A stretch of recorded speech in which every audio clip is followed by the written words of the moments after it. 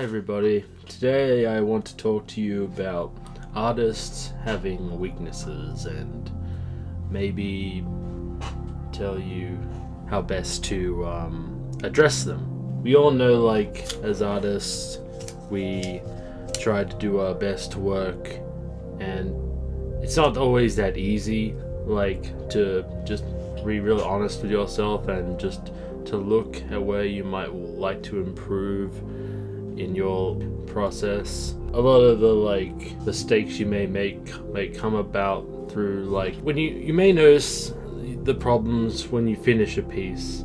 I know I certainly did when I finished the works in this video, but I find I think it's good to, for one, make a lot of work, and it's what I like to try and do by posting on Instagram every day, even if it's not, like, say, fully realized, fully colored, or work that, like, has a number of different techniques applied throughout the composition. Yeah, stuff like that. I'd say, in terms of just making work and minimizing mistakes, I would say choosing the tools that optimize your enjoyment but also your learning. Because you don't want to have to slow down or have to stop if you're uncomfortable. I often find I like using ballpoint pen. I don't know why. It's like I think it has gradients, surprisingly, when I use it. I like pencil, mechanical pencil and all that. I'm more a traditional artist, per se, but yeah, pencil tends to smudge a lot, unlike ballpoint pens, because all of the graphite in there, and choosing what is the best tool will help you along the way.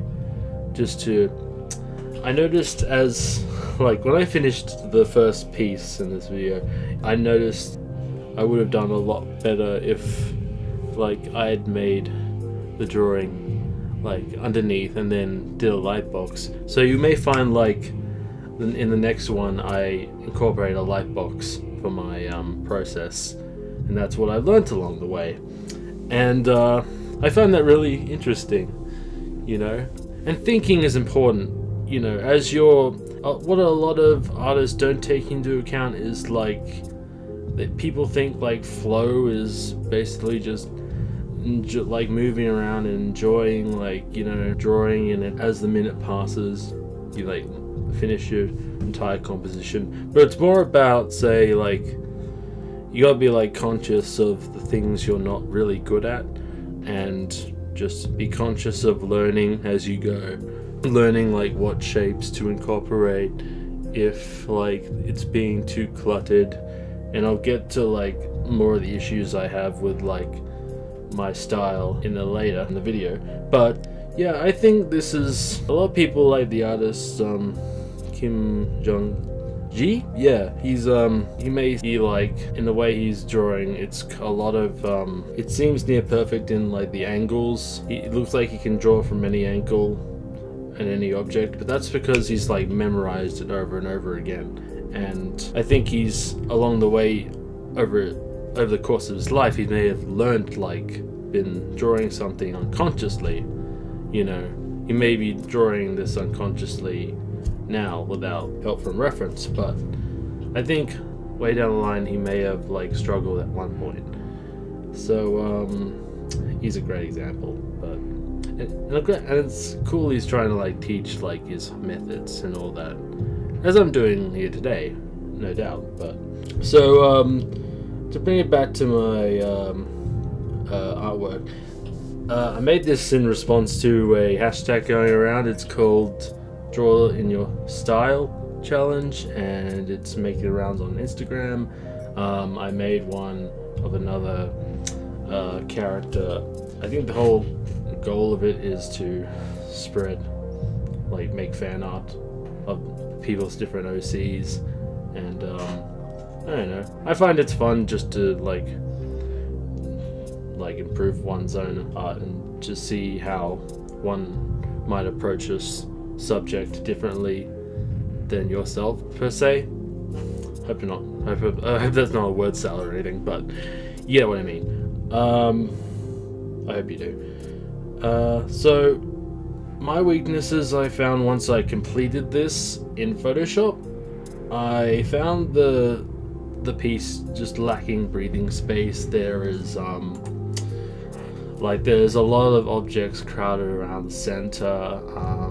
I think I picked this composition because it was the most dynamic, but at the same time, like, I'm trying to crowd in a bunch of different elements, different objects, and other little characters, but I found that it's kind of skewing the anatomy a bit. Maybe if you looked a bit closer, you might notice an arm is a bit lower than it should be. So I think that was I think I was just trying to make sense of my messy underdrawing, but yeah, I think I mostly just use traditional tools like a brush pen and the multi-liners, and yeah, there's too much detail because of that, and I wish it was a bit more, let's say, like, simpler in execution. I don't mind that there's a lot of, like, I think that it's really cool, like, it really sets the context, and I think the colors were okay. Like, I like how I use sort of natural, sort of pale colors, like, but also splashes of, like, just bright green and blue primary colors. You know, I think that was my conscious, like, effort to make it cohesive. Yeah, and I don't think the light source for this kind of makes sense, because I think the legs sort of lose a bit of the light, and I think that one piranha should be, like, in full shadow, and yeah, and the water is a bit, yeah, it's split between two mediums. One's digital, one's traditional. Can't decide which, but that's my opinion anyway. Yeah, also, like, with traditional, you always get, like, annoying little details, like marks, like scratchy lines, and I can't always fix that up. Maybe in, like, Adobe Illustrator you could say vector, like, image trace it, that's what it's called, and that'll make your lines look cleaner and vector-like, they call it, and yeah, just does seem a lot more scratchier than I guess I see a lot of digital artists using the hashtag, and I guess I'm actively comparing my, like, messy looking, like, trad work to the more high-end, like, you know, tablet drawn, like, OCs. But yeah, that's what I think of it. Yeah, here's what I would do to, let's say, fix these issues. I think I would thumbnail a lot more. I think I may have done, like, 2 or 3 thumbnails to get the right, you know, composition. And another thing, this is specifically to do with character design. For, like, your characters, you gotta remember that they're in the place, and if it doesn't really look right, people will, like, know instantly. And you gotta remember they're in the space and they have proportions, and I think gravity still exists in this context. So you gotta figure out where, like, weight is being distributed, like, to what leg, and what kind of how heavy one like holding a box of stuff will make your character, like how your character will react to that, whether they're meek or strong, stuff like that. You know, you gotta remember that you're like putting your characters in a space.